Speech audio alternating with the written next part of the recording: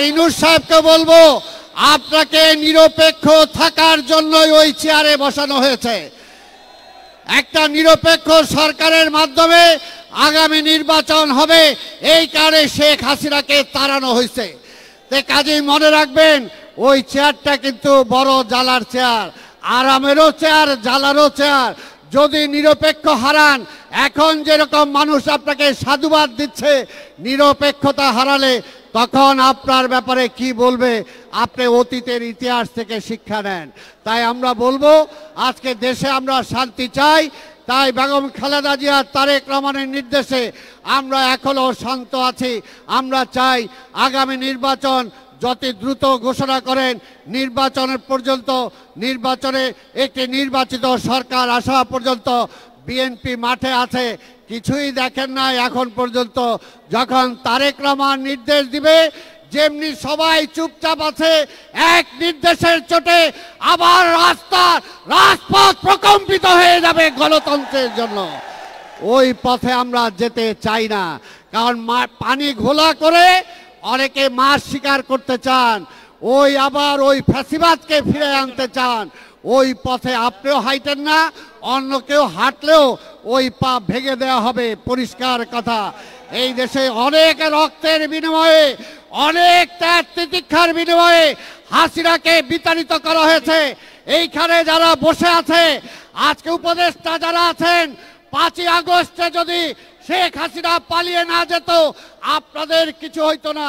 কিন্তু এইখানে আমরা যারা বসে আছি, এইখানে আমরা যারা আছি, সবাইকে ফাঁসির কাস্টে ঝুলতে হইতো। আমার ব্যক্তিগত পক্ষ থেকে এক সময় যেহেতু মহানগরের দুটাই দায়িত্বে ছিলাম এবং বর্তমানে আমি আসছি আপনাদের এখানে, যেহেতু আমার নির্বাচনী এলাকার অর্ধেক হলো এখানে, তো সেই কারণেই আমি আপনাদের ধন্যবাদ জানাই, আপনাদের নেতা আমিনুল হককে ধন্যবাদ জানাই, আমাদের নেতা তারেক রহমান খালেদা জিয়াকে ধন্যবাদ জানাই, যে যাদের নেতৃত্বে জনগণের আস্থা নিয়ে এখনো যে বিএনপি টিকে আছে, সেটার জন্য বেগম খালেদা জিয়া, তারেক রহমান, আমিনুল হক এবং মোস্তফাকে আমরা সবাই করতালির মাধ্যমে আমরা একটু স্বাগত জানাই।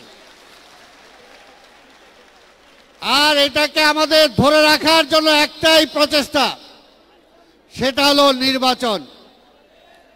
নির্বাচন নিয়ে বহু ষড়যন্ত্র হচ্ছে, কারণ জানে বিএনপি নির্বাচন যদি হয়, বিএনপিকে কেউ ঠেকাতে পারবে? কেউ ঠেকাতে পারবে না। এই জন্য বিএনপির আগে আওয়ামী লীগও নির্বাচন দেয় নাই যে বিএনপি ক্ষমতায় চলে যাবে। এখনো যারা নির্বাচন ঠেকাতে চায়, বিএনপিকে ঠেকাতে চায়, তারা এই দেশকে ভালোবাসে না, তারা গণতন্ত্র চায় না, তারা এই দেশের স্বাধীনতা রক্ষা হোক এটা চায় না। তাই তারা বিএনপিকে ক্ষতি করতে চায়। আজকে আপনাদের শুধু একটা কথাই বলবো, যেটা প্রায়শই আপনাদের সামনে আমি বক্তৃতায় বলি। 73 সালে মাওলানা ভাসানী পল্টন ময়দানে দাঁড়িয়ে বলেছিলেন, মুজিব, তোমার ছাত্রলীগ, যুবলীগ, তোমার লাল বাহিনী, নীল বাহিনী থামাও, এরা দেশটাকে লুটে পুটে খেয়ে ফেললো। আওয়ামী লীগের নেতারা বলেছিলেন, আমার নেতারা এত কর্মীরা এত কষ্ট করছে, এত জেল খাটছে, না হয় কিছু খাইলই। ওই যে বলছে কিছু খাইলই, তারা দেশও খাইছে, শেখ মুজিবরাও খাইছে, আওয়ামী লীগরাও খায় ফেলছে। তাই ভাইয়ের আমার, আমরা সবাই বলি ইতিহাস থেকে শিক্ষা নিতে হবে। তাই বিএনপি আর আওয়ামী লীগ এক না। আর আমাদের নেতা তারেক রহমান 5ই আগস্টের এই পরিবর্তনের পরে তিনি নির্দেশ দিয়েছেন, গত 17 বছর আমাদের এই নেতা কর্মীরা সব কিছু হারিয়েছে।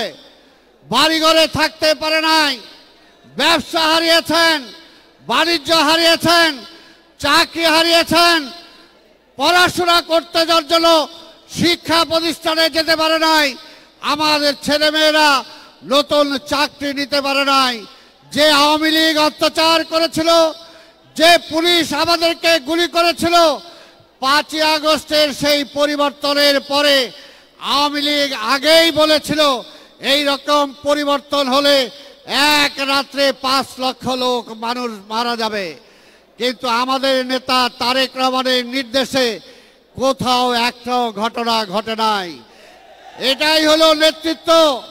তাই আমি বলতে চাই, যারা বিএনপিকে সমালোচনা করেন তাদেরকে হিসাব করে দেখতে বলবো যে এক নেতার এক নির্দেশে যেমনি আজকে দেশ শান্ত রয়েছে, কিন্তু আপনাদের নেতা নির্দেশ দিয়েও কোনো কিছুই করতে পারেন নাই।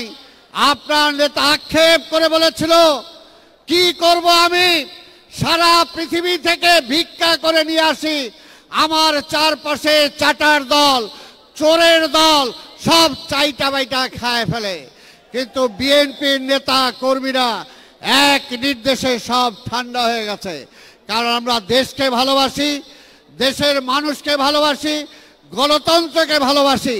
তাই বিএনপিকে যারা কুলসিত করতে চায় তাদেরকে জবাব দিতে হবে একটাই, যে বিএনপি কোনো লুটেরার পার্টি না, বিএনপি কোনো হাইজ্যাকের পার্টি না, বিএনপি হলো স্বাধীনতার ঘোষকের পার্টি, বিএনপি হলো গণতন্ত্র রক্ষা করার পার্টি, বিএনপি হলো জনগণের ভোটের অধিকার প্রতিষ্ঠা করার পার্টি।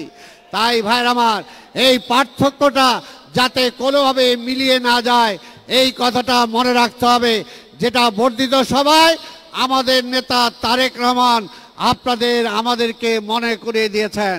আমরা বিশ্বাস করি 17 বছর যাবৎ আমরা আরাম আয়েশে থাকতে পারি নাই, 2 বেলা খেয়ে পরে ঠিক মতো থাকতে পারি নাই, ঘর সংসারের খরচ আমরা দিতে পারি নাই, আমাদের সন্তানদের আমরা ভালোভাবে পালন করতে পারি নাই। কিন্তু তাই বলে হাসিনা বিদায়ের পরে আমরা কি একটু ভালো থাকতে পারবো না? অবশ্যই পারবো। আমাদের নেতার সেটাও চিন্তা আছে, যদি দল ক্ষমতায় যায় এই দেশের জনগণও ভালো থাকবে, আপনারা আমরাও ভালো থাকবো। যাদের চাকরি গিয়েছে তাদের চাকরি ফেরত দেওয়া হবে। যারা ব্যবসা প্রতিষ্ঠান নষ্ট করেছেন তাদের ব্যবসা করার সুযোগ দেওয়া হবে। যারা সম্পত্তি হারিয়েছেন আইনানুগভাবে সেগুলো ফিরে পাওয়ার ব্যবস্থা করে দেওয়া হবে। দেশ ভালো থাকলে, দেশের মানুষ ভালো থাকলে আমরা ভালো থাকব, এই নীতিতে বিএনপি বিশ্বাস করে। তাই ভাইরা আমার, আমি বক্তব্য দীর্ঘায়িত করব না। আজকে রমজান মাস, এই সরকারকে বলবো আপনি কোনো কিছুই করতে